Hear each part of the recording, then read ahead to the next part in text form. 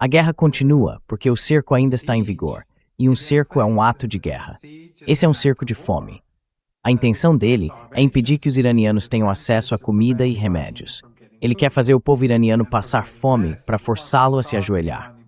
Em Teherã, a crença é que um ataque pode acontecer a qualquer momento, em qualquer dia. Pode ser hoje à noite, pode ser amanhã de manhã.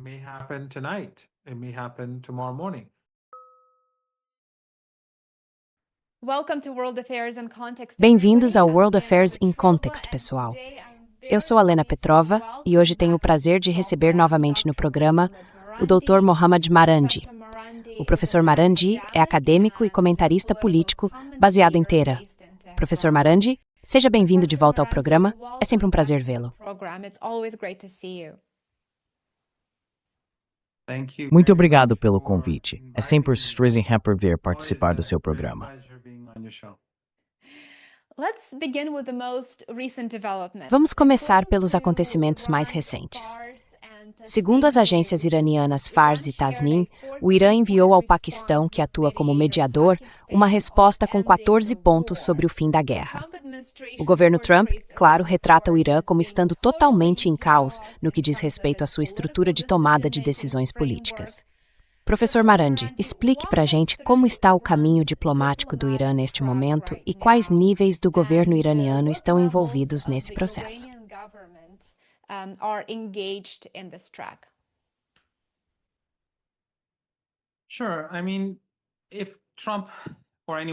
Claro. Quer dizer, se o Trump ou qualquer outra pessoa fosse realmente sincero, bastava olhar a Constituição, que está disponível online, a Constituição iraniana, e veria que o processo de tomada de decisão no Irã é bem claro. Dá para entender como funciona, especialmente quando se trata de questões estratégicas. Claro que o Irã tem 3 poderes e também tem as Forças Armadas. Mas para esses assuntos, existe o Conselho Supremo de Segurança Nacional. O presidente é o chefe desse conselho. Ele tem um presidente de mesa, que é escolhido em conjunto pelo presidente e pelo líder. O líder tem 2 representantes.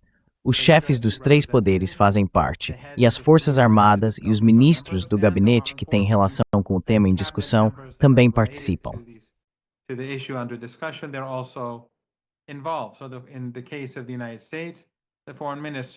No caso dos Estados Unidos, o ministro das Relações Exteriores faz parte do Conselho.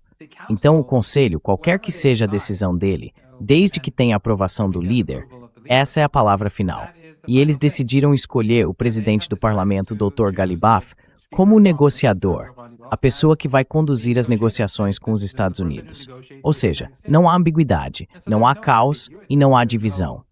Quando dizem que há disputas internas, não há disputas internas. É claro que existem vozes diferentes no Irã, e tenho certeza de que diferentes autoridades de segurança têm opiniões diferentes. Militares têm visões diferentes. Diplomatas e políticos também têm opiniões que variam entre si. Mas, no fim das contas, o processo de tomada de decisão no país é claro.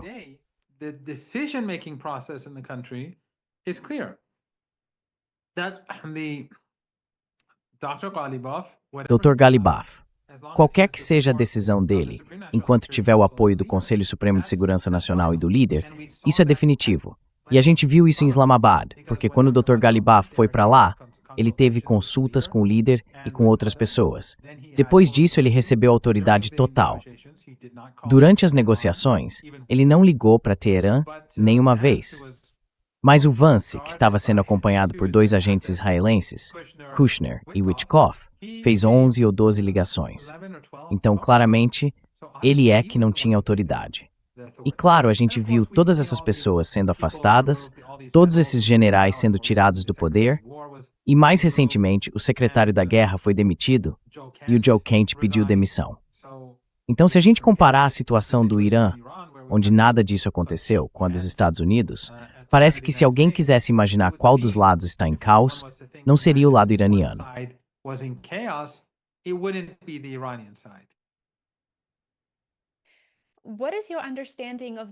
Qual é o seu entendimento sobre a nova proposta de 14 pontos e em que ela é diferente das linhas vermelhas e do plano que o Irã havia comunicado antes ao Paquistão para que fossem repassados ao governo Trump?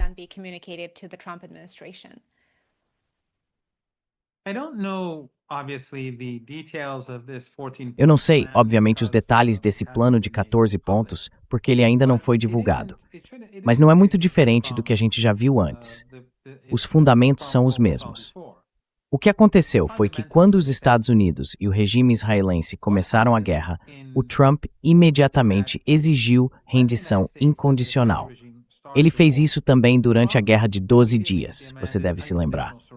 No começo dessa guerra, a Guerra do Ramadã, a Guerra de 39 dias, ele disse rendição incondicional. O Irã ignorou. Depois de uns 10 dias, quando as coisas não estavam indo bem, ficou claro que eles não estavam conseguindo o tipo de resultado que Trump e Netanyahu esperavam.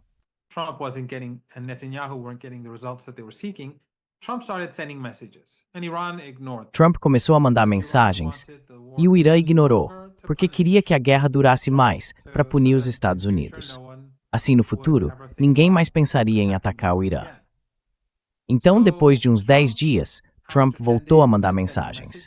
O Irã continuou ignorando até mais ou menos o 30º dia, não lembro exatamente qual, quando os Estados Unidos enviaram um plano de 15 pontos, que o Irã rejeitou. O Irã disse que aquilo ia contra a Constituição. Depois disso, o Irã mandou o próprio plano com 10 pontos e Trump aceitou como base para começar as negociações. A partir dessa ideia, o Irã foi e negociou. Só que mais tarde, o pessoal do Trump disse que não era bem assim e que não iam usar aquele plano como base para as conversas.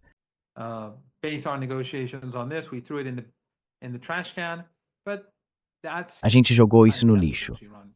Mas isso é inaceitável para o Irã. O Trump aceitou. Ele anunciou publicamente no Truth Social dele. Então, em Islamabad, os Estados Unidos continuaram insistindo, quer dizer, o Vance e os 2 agentes israelenses que cuidavam dele, eles falavam o tempo todo sobre o programa nuclear. E os iranianos disseram, a gente não veio aqui para discutir o programa nuclear.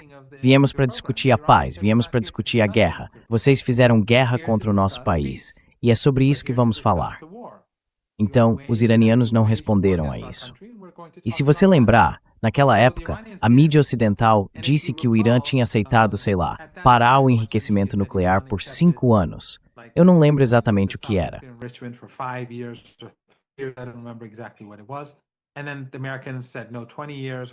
E aí os americanos disseram, não, 20 anos ou permanente.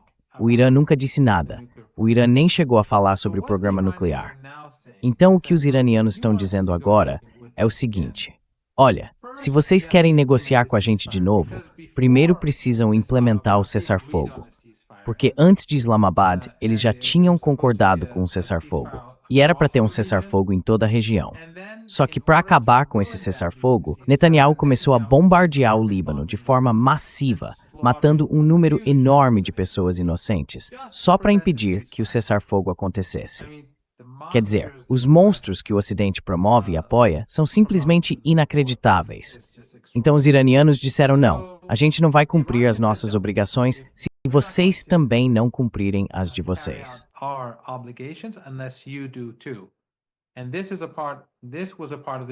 Isso fazia parte do acordo. O Trump disse não fazia. Mas os paquistaneses disseram que fazia sim. Então o Irã perguntou, o que o Irã deveria fazer? O Irã tinha que permitir que mais navios saíssem do Estreito de Hormuz, de acordo com o acordo de cessar-fogo. O Estreito de Hormuz nunca foi totalmente fechado, mas estava fechado para os regimes do Golfo Pérsico que ajudavam os americanos a atacar o Irã, Arábia Saudita, Catar, Emirados, Bahrein, Kuwait.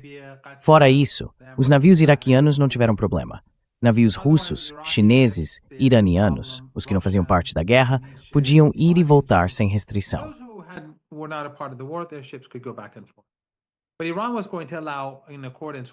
Mas o Irã ia permitir, de acordo com o acordo de cessar-fogo feito com Trump, que mais navios passassem. Só que o Netanyahu estava sabotando o cessar-fogo. Então, basicamente, o Netanyahu impediu que navios saíssem do Estreito de Hormuz por 10 dias. Aí, como o Irã disse que ia manter a posição até ele cumprir o cessar-fogo, decidiu não permitir a entrada nem a saída de navios extras.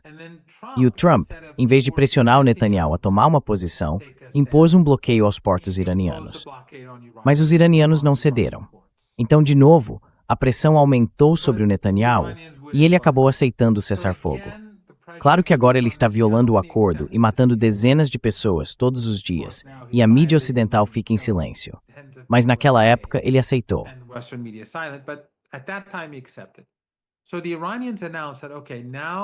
Então, os iranianos anunciaram que tudo bem, agora o Estreito de Hormuz vai ser aberto, ou vai permitir a passagem de mais navios, de acordo com o acordo de cessar-fogo. E o que o Trump disse? Ele disse, ótimo, mas eu vou manter o meu bloqueio aos portos iranianos. Aí os iranianos responderam, não, isso é uma violação do acordo. Se você fizer isso, então não vamos permitir que esses navios passem. E de novo o Estreito de Hormuz continuou fechado para esses navios. E agora, por causa do bloqueio que o Trump impôs, ainda menos navios do que antes estão passando pelo estreito. Quase nenhum navio está passando agora. Então os iranianos estão dizendo, primeiro, para a gente poder avançar, é preciso cumprir o acordo de cessar-fogo que foi combinado.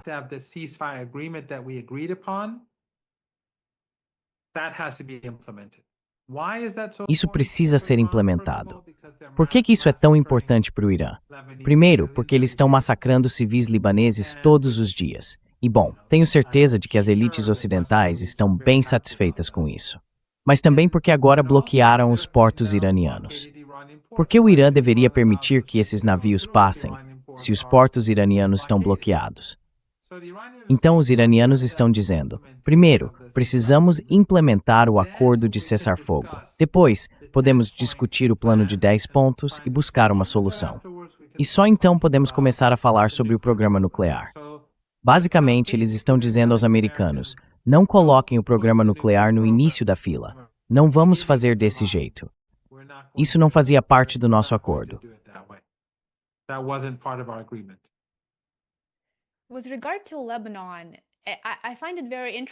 Com relação ao Líbano, acho muito interessante lembrar que o Irã disse que o cessar-fogo deveria ser aplicado em toda a região. E isso, claro, inclui o Líbano e Gaza. Mas a gente sabe que não foi isso que aconteceu depois, e Israel continua bombardeando o sul do Líbano. Só que, claro, eles fazem isso sob o pretexto de combater o Hezbollah. Pelo menos é assim que eu entendo. Então, professor Marandi, como o senhor vê o avanço do cessar-fogo? O acordo já é muito frágil por natureza. Dá para dizer que, na prática, ele nem funcionou porque não há cessar-fogo no sul do Líbano. Mas o senhor poderia falar um pouco sobre a questão do Líbano dentro do contexto mais amplo das negociações entre os Estados Unidos e o Irã ou de algum tipo de acordo que possa, no fim das contas, levar à paz?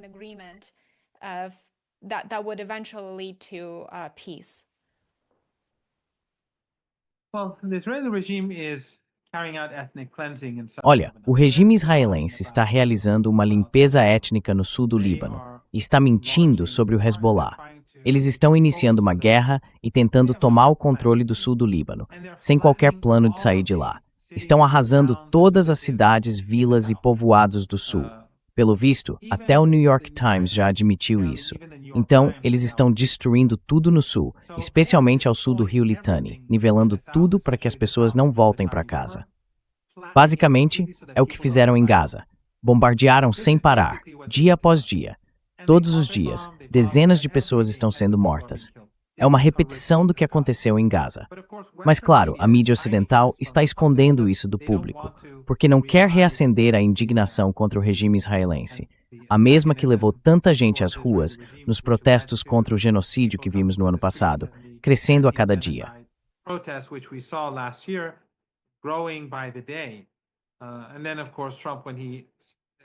E aí, claro, o Trump, quando impôs aquele cessar-fogo falso em Gaza, infelizmente fez todo aquele impulso desabar. Então hoje a mídia ocidental tenta desviar a atenção das pessoas disso, fingindo que o assunto é o Hezbollah. Mas qualquer um que veja as imagens que vêm do Líbano percebe que os israelenses entram nas cidades e destroem todos os prédios. Eles colocam explosivos em todos os apartamentos e depois detonam tudo ao mesmo tempo. Estão fazendo isso cidade após cidade. Então isso não tem nada a ver com o Hezbollah. Tem a ver com destruir a vida de todo mundo que mora no sul para que as pessoas saiam e nunca mais voltem. Assim, os israelenses podem incorporar essa área ao projeto da chamada Grande Israel. Eles querem crescer cada vez mais.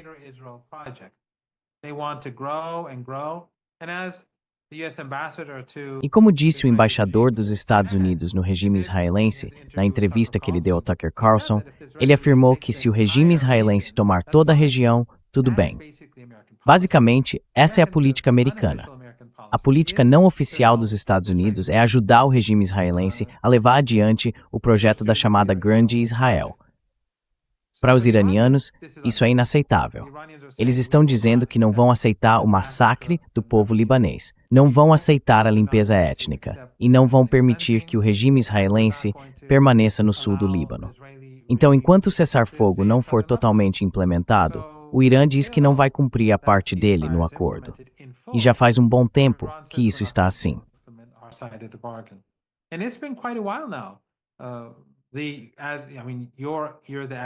Quer dizer, você é o especialista em economia, e eu não quero entrar em detalhes sobre esses assuntos, porque você tem conversas mais detalhadas, mais eficazes e mais confiáveis com pessoas que entendem mais do tema.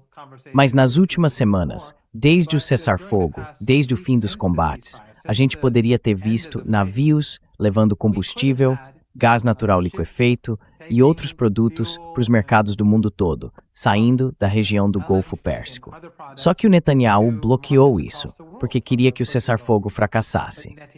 E o Trump acabou ajudando a manter esse fracasso ao bloquear os portos iranianos. Só que o Irã está dizendo claramente que enquanto o acordo de cessar-fogo não for cumprido, o que significa retirar o bloqueio e também acabar com o ataque assassino contra o povo do Líbano, o Irã não vai ceder.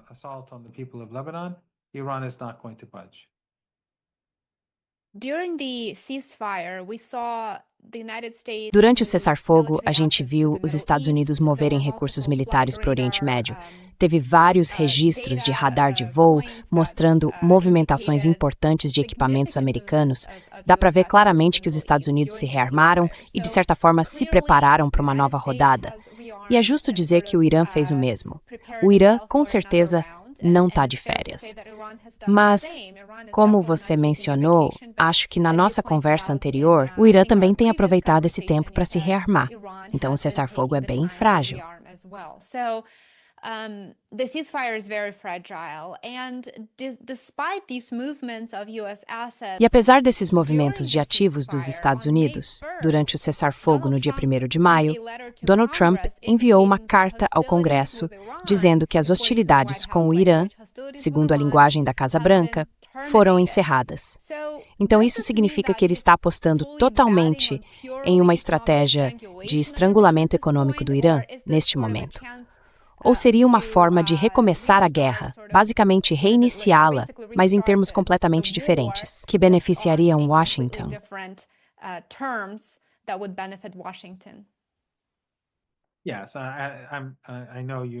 Sim, eu sei que você sabe a resposta para essa pergunta.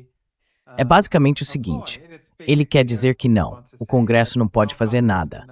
Eu parei essa guerra e agora ele vai começar outra, para que a nova guerra não tenha nada a ver com a antiga. E claro, a guerra continua, porque o cerco ainda está em vigor, e um cerco é um ato de guerra. Esse é um cerco de fome. A tentativa dele é impedir que os iranianos consigam comida e remédios. Ele quer fazer o povo iraniano passar fome para forçá-los a se ajoelhar, mais ou menos como ele faz com Cuba, como fez com a Venezuela e com outros, a Síria, por exemplo. Você faz o povo passar fome, obriga a se ajoelhar, e aí consegue o que quer.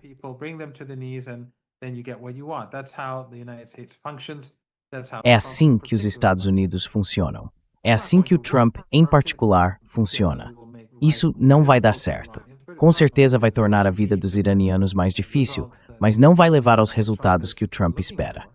De qualquer forma, o que ele quer é simplesmente dizer: não, essa guerra acabou, e agora se eu atacar o Irã de novo, vai ser sob outro pretexto. E a crença em Teherã é que um ataque pode acontecer a qualquer momento, em qualquer dia. Pode ser hoje à noite, pode ser amanhã de manhã. A gente não faz ideia. Assim como da última vez que conversamos, Eu nem lembro exatamente o que disse, mas provavelmente naquela época também estávamos em circunstâncias parecidas. A gente não fazia ideia do que o futuro traria.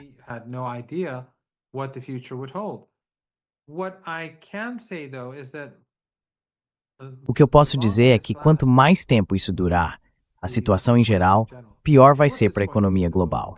Eu acho que estamos caminhando para uma grande recessão. E se isso continuar por muito mais tempo, acho que fica claro que teremos uma depressão econômica mundial, mesmo sem outro ataque ao Irã. Se isso continuar por mais ou menos um mês, vai haver uma depressão global. Isso é baseado no que eu ouvi de economistas. Não que eu tenha conhecimento pessoal sobre esses assuntos, mas, pelo que tenho ouvido deles, se isso se estender até o fim de maio, a situação econômica global vai piorar bastante. E se continuar por mais alguns meses depois disso, até agosto, alguns dizem que aí sim teremos uma depressão econômica mundial.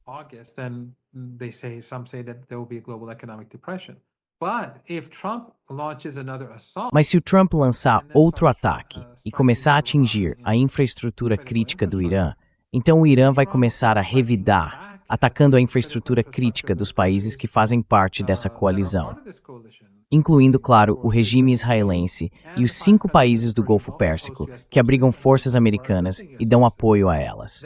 Isso significaria uma destruição de longo prazo das instalações de petróleo e gás desses países, que já estão bastante danificadas, mas dessa vez seria muito pior.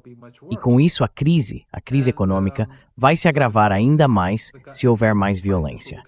Além disso, se os Estados Unidos atacarem as usinas de energia elétrica do Irã, como o Trump ameaçou fazer várias vezes, dizendo que iria eliminar o Irã e a civilização, então os iranianos vão ser obrigados a fazer o mesmo.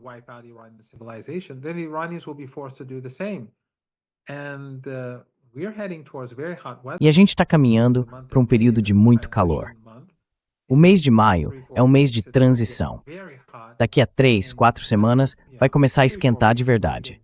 Em menos de 3 ou 4 semanas vai estar muito quente na Península Arábica, quente e úmido. E se não houver eletricidade do outro lado do Golfo Pérsico, eu acho que as tropas americanas vão ficar bem desmoralizadas. Os recursos dos Estados Unidos lá também não estão no ambiente ideal, com toda aquela areia, a umidade e o calor. E o mesmo vale para os próprios países da região. Quer dizer, se isso acontecer, as pessoas vão ter que sair desses lugares, porque vai estar tão quente e úmido que não vai dar para ficar. Isso levaria a um colapso. Então, o Trump está jogando um jogo muito perigoso. Mas vai saber, talvez seja exatamente isso que ele quer.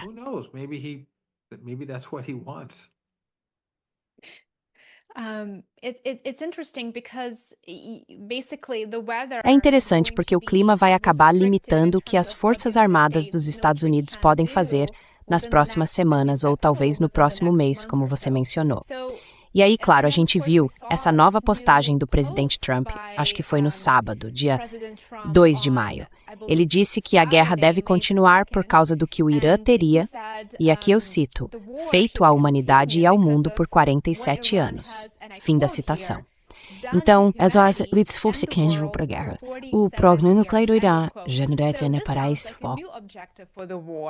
Iran's nuclear program isn't the issue anymore. Now it's historical grievances. Agora são queixas históricas, queixas falsas, queixas históricas, o que com certeza não ajudaria o Trump se a gente começasse a lembrar e discutir a derrubada do Mossadegh no Irã e, mais recentemente, o bombardeio da escola primária em Manbij pela coalizão entre Estados Unidos e Israel que tirou a vida de quase 200 meninas. Então, destacar ações do passado não ajuda muito o Trump nesse caso. Mas como o Irã interpreta essa declaração dele, especialmente no meio das negociações, ou melhor, dessas negociações indiretas que estão acontecendo por meio do Paquistão?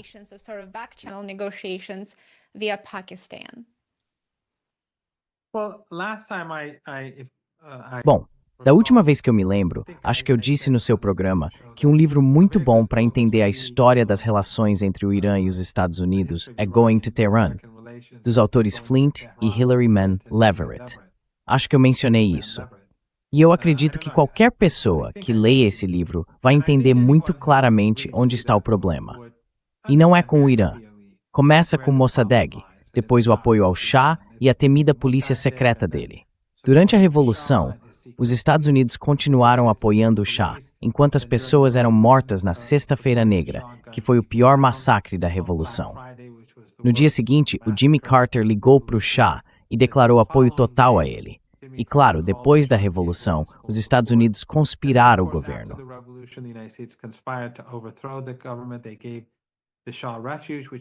Eles deram refúgio ao Shah, e isso levou à tomada da embaixada. A tomada da embaixada não aconteceu do nada. Aconteceu porque as pessoas achavam que a gente ia ver uma repetição de 1953. E depois, claro, os Estados Unidos ajudaram Saddam Hussein a invadir o Irã. O Ocidente deu armas químicas para ele. Eu mesmo sobrevivi a ataques químicos 2 vezes. Muitos não sobreviveram. Mas o ponto é que Trump não tem queixas.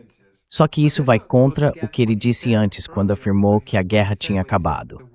Então, de um lado, ele diz que vai continuar, e do outro diz que acabou.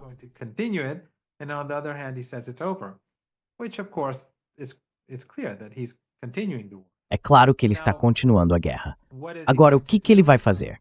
A suposição em Teherã é que vai haver um ataque militar e que ele vai lançar grandes ofensivas contra o Irã junto com o regime israelense, usando o território dos mesmos 5 países que ajudaram os Estados Unidos da primeira vez. Isso vai dar certo? Não. Vai prejudicar o Irã? Com certeza. Mas também vai prejudicar o mundo. O que o Trump está fazendo é destruir a economia global. Ele está realmente acabando com ela. Só que a gente ainda não está vendo isso claramente, porque até agora, as pessoas ao redor do mundo estão percebendo mais a inflação.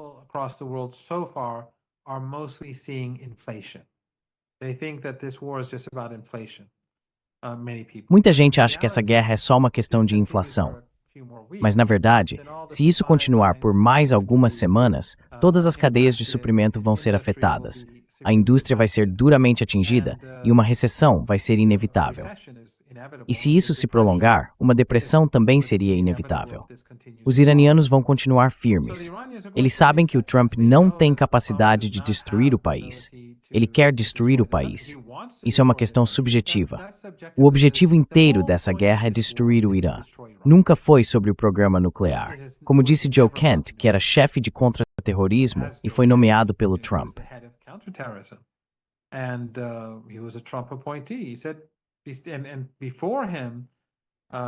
E antes dele, autoridades de inteligência dos Estados Unidos, como a Tulsi Gabbard, sob juramento, disseram que o Irã não está fabricando armas nucleares. Eles sabem disso. Esse nunca foi o problema. O problema sempre foi fazer o que o Netanyahu quer, porque no fim das contas é o Netanyahu quem manda. Não necessariamente porque ele pessoalmente seja tão importante, mas porque o lobby sionista está por trás dele. E junto com isso, estão também os financiadores do Trump. E talvez, eu não sei, claro, mas talvez eles tenham algo contra ele, tipo arquivos do Epstein, fotos ou outras coisas. Mas, seja qual for o motivo, ou a combinação de motivos, os Estados Unidos estão seguindo os interesses de Israel.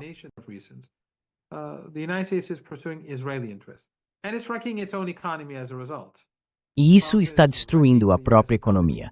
Trump está arruinando a economia dos Estados Unidos em favor do regime israelense. Então, isso não tem nada a ver com armas nucleares. Nunca teve a ver com armas nucleares. E por isso, isso se torna uma luta pela sobrevivência dos iranianos. E numa luta pela sobrevivência, você acaba sendo mais resiliente e mais resistente. De modo geral, os iranianos e o povo do eixo da resistência são um grupo de pessoas resilientes e resistentes. A civilização deles, a ideologia religiosa deles, faz com que sejam excepcionalmente resistentes. É por isso que, contra todas as probabilidades, o Irã venceu a guerra de 39 dias.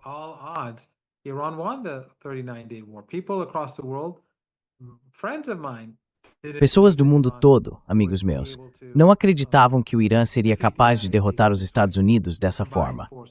As forças combinadas dos Estados Unidos e de seus aliados, o regime israelense, seus representantes regionais que ajudaram a financiar e apoiar a guerra, e, claro, o Ocidente coletivo, que fez de tudo para enfraquecer o Irã.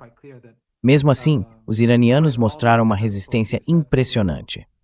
Eu acho que está bem claro que, apesar de todas as dificuldades, que vão aumentar por causa do cerco, No fim das contas, a crise econômica global vai atingir os Estados Unidos, um país onde a população não apoia essa guerra. Eu acredito que no final o Irã vai sair por cima.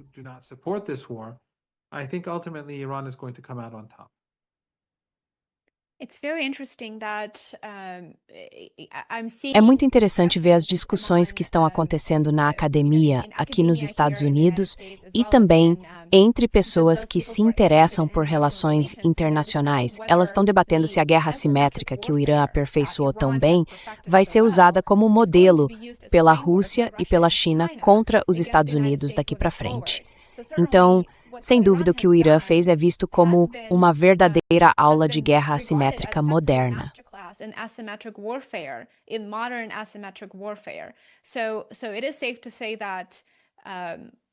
Então, dá para dizer com segurança que o Irã e também outros estados e países estão certamente aprendendo com os vários fatores, especialmente o econômico, que o Irã conseguiu usar nessa guerra para virar a situação a seu favor, causando prejuízos econômicos aos Estados Unidos e, principalmente, ao resto do mundo, tornando o custo da guerra insuportável.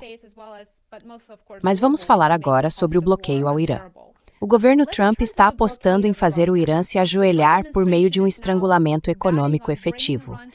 Trump está bloqueando o Golfo Pérsico depois que a campanha militar dos Estados Unidos claramente falhou em forçar o Irã a se render. Como você está no Irã, explica pra gente qual tem sido o efeito desse bloqueio, tanto no processo de tomada de decisão política do governo iraniano, quanto no impacto sobre os iranianos comuns. On ordinary Iranians.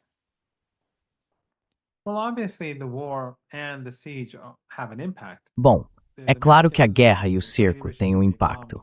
Os americanos e o regime israelense bombardearam muitas fábricas, bombardearam fábricas farmacêuticas, destruindo tudo. Bombardearam a indústria siderúrgica iraniana, bombardearam plantas petroquímicas, miraram em bens que estão ligados à vida das pessoas comuns, bombardearam hospitais, hospitais privados e públicos, destruíram milhares de casas nos ataques aéreos, atacaram grandes blocos de apartamentos, destruindo-os, matando muita gente lá dentro e obrigando as pessoas a deixarem suas próprias casas. Casas que elas passaram boa parte da vida tentando construir e conseguir comprar. Então, o dano é enorme. E, por outro lado, o Trump tentando sufocar os iranianos comuns. Ele roubou um navio.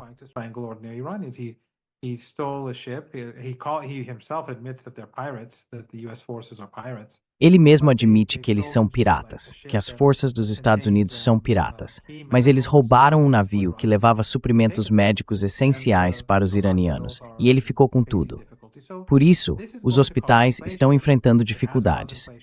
Isso vai causar inflação. Já causou inflação. Vai fazer as pessoas perderem o emprego. Vai deixar tudo mais difícil. E esse, claro, é o objetivo. Mas, no fim das contas, o governo e o povo entendem que o Irã não pode tentar agradar os Estados Unidos. Simplesmente não dá, porque Trump é implacável. Ele é um psicopata.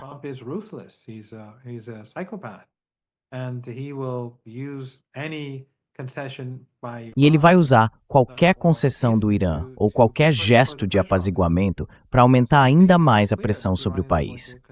Então eu acho que está claro que os iranianos vão continuar resistindo. E a gente vê isso no plano de 14 pontos que você mencionou. Os iranianos estão dizendo para os americanos: vocês têm que nos respeitar, têm que respeitar o nosso país e a nossa soberania. E nós exigimos reparações. Vocês massacraram nossas crianças, vocês massacraram e num único ataque mataram 168 crianças de uma escola primária, junto com pelo menos algumas desinstituídas. Acho que preciso pensar um pouco mais, não tenho muita certeza.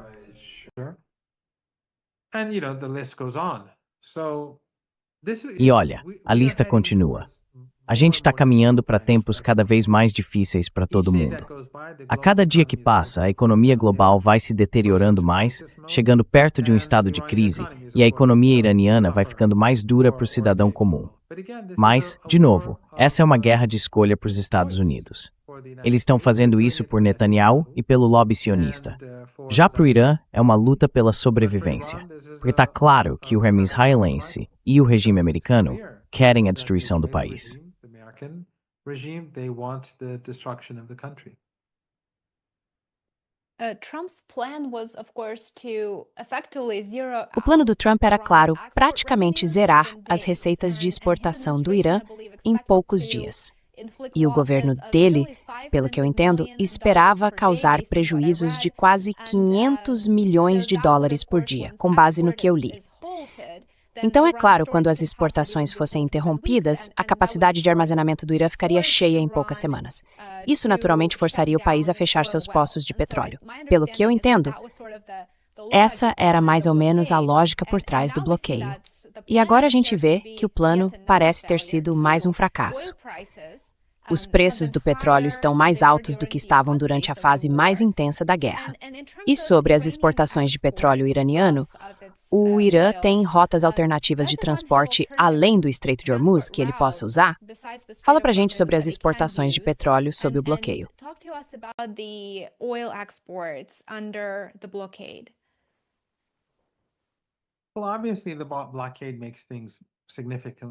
Bom, é claro que o bloqueio torna as coisas muito mais difíceis. Mas, de novo, isso funciona nos dois sentidos. Quando você impõe um bloqueio, acaba intensificando a crise global, porque agora passam ainda menos navios do que durante a Guerra Quente. Então, o ritmo em que o mundo caminha em direção a uma crise ficou mais acelerado. Agora, o Irã pode exportar petróleo por meio dos seus vizinhos. O Irã tem muitos vizinhos, é um país grande. Além dos países do Golfo Pérsico, tem o Afeganistão, o Paquistão e o Turcomenistão, que ligam o Irã à Ásia Central e à China. Tem também o Mar Cáspio, que conecta o Irã à Rússia e ao Cazaquistão. E claro, tem o Azerbaijão, a Armênia, o Iraque e a Turquia.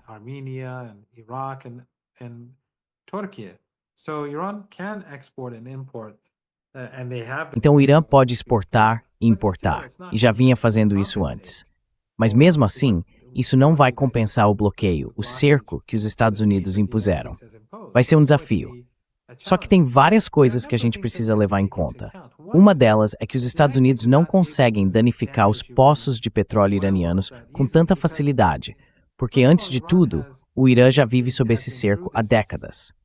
As sanções de pressão máxima contra o Irã, que o Trump retomou durante o primeiro mandato dele, basicamente pararam as exportações de petróleo iraniano por alguns anos. Eu não sei o tempo exato, teria que verificar isso. Vamos alguns anos.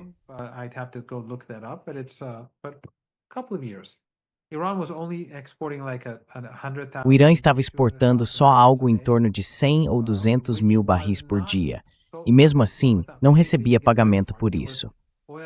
Era petróleo que o país devia à China, por causa de projetos que os chineses tinham feito no Irã. Então o Irã até exportava um pouco de petróleo, mas não recebia dinheiro em troca. Durante aquele período, o Irã viveu sem exportar petróleo, com dificuldade, claro, mas sobreviveu. E também aprendeu a lidar com seus próprios poços de petróleo. Quando as sanções apertam, eles às vezes precisam reduzir a produção e depois aumentar de novo. E claro, a maior parte do petróleo iraniano é consumida dentro do próprio país. Então o Irã sabe como administrar seus diferentes poços para aliviar a pressão.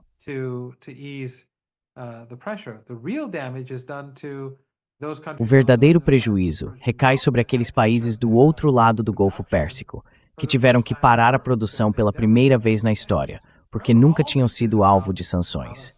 Lembre-se, tudo isso é sobre a Palestina. O motivo pelo qual o Irã vem sendo punido há 47 anos é porque o Irã se opõe à limpeza étnica, à colonização, ao genocídio, ao estupro e ao saque. Esse é o pecado do Irã. E claro, o fato de ser um país independente. Fora isso, nenhum outro país da região sofre sanções. A Turquia não é sancionada. O Catar não é sancionado. A Arábia Saudita não é sancionada. Os Emirados não são sancionados. E o Egito ou a Jordânia, nenhum deles é sancionado. Por quê? Porque todos estão no campo americano.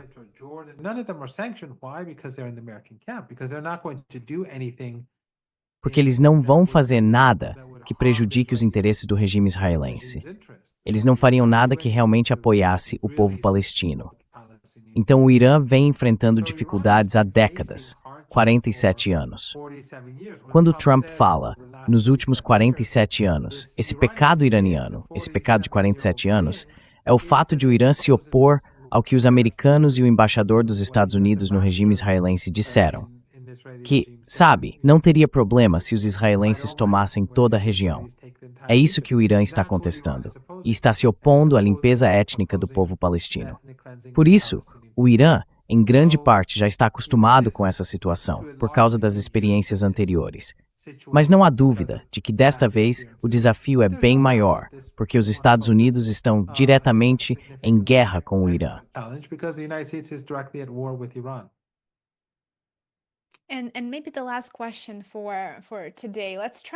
Talvez a última pergunta de hoje.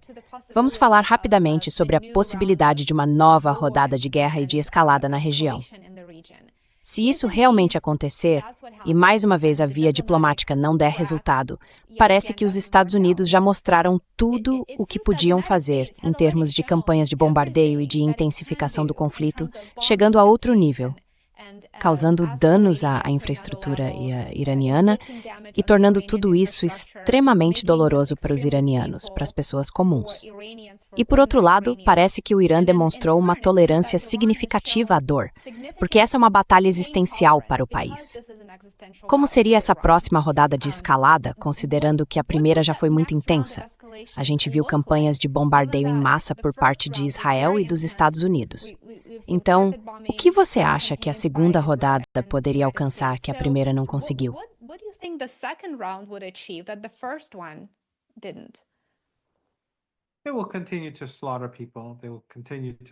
Eles vão continuar massacrando pessoas, vão continuar massacrando famílias. Mesmo quando assassinam alguém, esperam a pessoa voltar para casa e aí bombardeiam o prédio, matando os vizinhos e as crianças. É realmente impressionante o que estamos enfrentando. Mas, de qualquer forma, se o Trump fizer o que vem dizendo, que quer exterminar o povo iraniano e acabar com a civilização, ele provavelmente vai atacar cada vez mais a infraestrutura crítica, mais do que antes. Coisas como eletricidade, usinas de energia, pontes e por aí vai. Ele já mencionou várias vezes.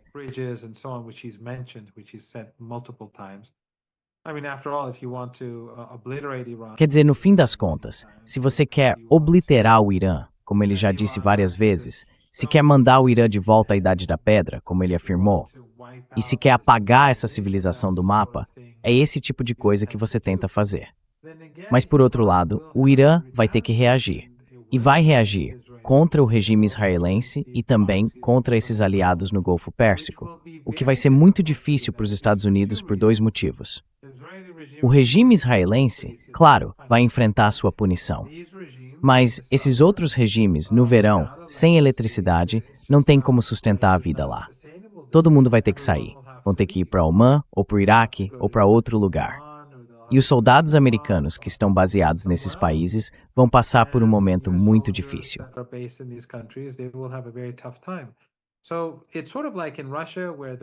É mais ou menos como na Rússia, onde o inverno sempre ajudou os russos nas guerras ao longo da história. No caso do Irã, o calor do verão vai jogar a favor deles. Mas o mais importante, na minha opinião, é que a cada dia que passa, a crise econômica global continua piorando. E se os Estados Unidos intensificarem e retomarem a guerra militar, acho que mais reservas de petróleo e gás vão ser destruídas. No fim das contas, pode acontecer de não sair mais petróleo nem gás da região do Golfo Pérsico por muitos anos. E isso significaria uma depressão econômica de longo prazo, muito, muito séria. Algo que, sinceramente, acho que nenhum de nós consegue imaginar direito o que significaria. Seria tão grave que eu prefiro nem pensar muito nisso.